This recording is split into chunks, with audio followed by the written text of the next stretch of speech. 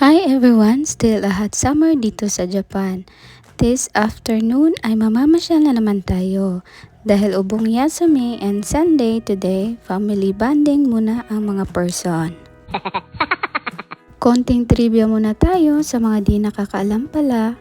In month of August ay ubong Yasumi o national holiday dito sa Japan. Yes. Kaya walang mga pasok ang mga bata sa paaralan at mga kumpanya ay walang work days ngayon. Wow! Yung mga bata pag walang pasok ay gumagala din sila kasama ang pamilya para masulit ang walang pasok sa paaralan. At yung iba naman ay umuwi sa kanilang probinsya at doon na mag-spend time for their family. Yes. At ilang minuto lang ay nakarating na kami dito sa Nagashima Resort. Isa ito sa mga paborito kong pasyalan at di nakakasawa talaga. Alam niyo ba kung bakit?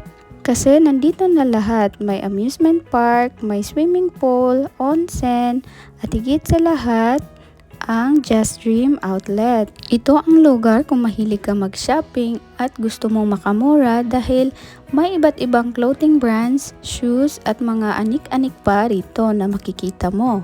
Sa parking pa lang kanina, alam mong sobrang daming tao talaga. Kasi nga, doon na kami sa likuran nakapark.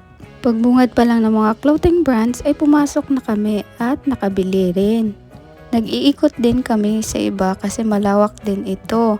Pero yung anak ko ay napagod na sa pag-akyat at panao kaya kumain muna kami at ito yung on-order namin ang yabadon.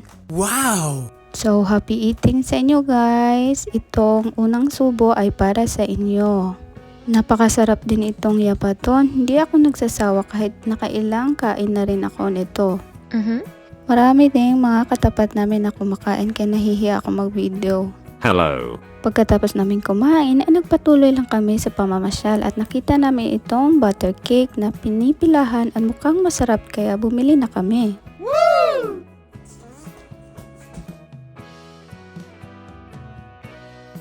Meron din kaming nakitang ibang brands tulad nitong Michael Kors, Versace at itong Christian Louboutin.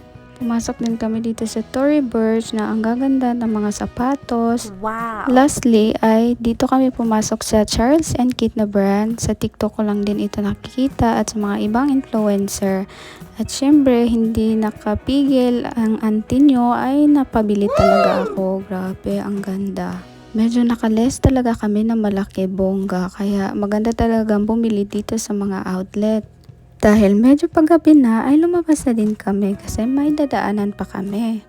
Bumili lang kami ng famous rice cake at saka nagpicture lang din saglit at pumunta na rin sa parking area. Madami pa ring tao na nagsisipuntahan dito sa Nagashima Outlet. May mga event din na ginaganap dito sa Nagashima na tsak matutuwa ang mga tao na panoorin ito. Kahit sa parking area ay medyo traffic na rin. Ang ganda nga ng sunset na nakita namin. Oh my God! At hindi na gaanong mainit, hindi tulad kanina. Yes. Since madadaanan namin itong store, kaya pumunta na kami dito sa Kimball Store. Let's go. Alam nyo bang sikat din itong Kimball dahil ang mumura ng mga bilihin dito, kaya dinadagsa talaga ito. Minsan pag nagpapabalikbayan ako ay dito kami pumupunta. Kaso malayo nga lang siya kaya madalang lang kami dito. Hindi lang mga groceries ang makikita mo dito, pwede ka rin magbenta ng mga valuable items mo at pwede ka rin bumili ng mga items dito tulad ng branded watch, shoes, bags, and clothes at mga furniture din.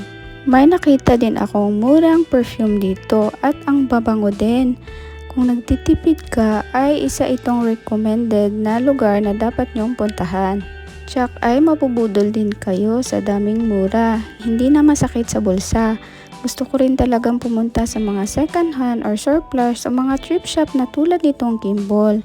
Meron din silang ibang brands tulad ng Sakumaki at sa ibang lugar dito sa Japan. Kung malapit to sa bahay, nako, every week nandito ako or araw-arawin ko pa. Once or twice in a year lang kami nakakapunta dito. Meron din namang ibang thrift shop na malapit sa bahay kaya yun lang muna ang pinupuntahan namin. Yes. Nabili na namin ang kailangan namin At hindi uso din dito sa Japan ang bagger, kaya self-service talaga sila. Okay lang naman kasi madali lang. O siya, yan na muna ang vlog natin for today. Thank you guys for watching. Until next vlog, mata ne!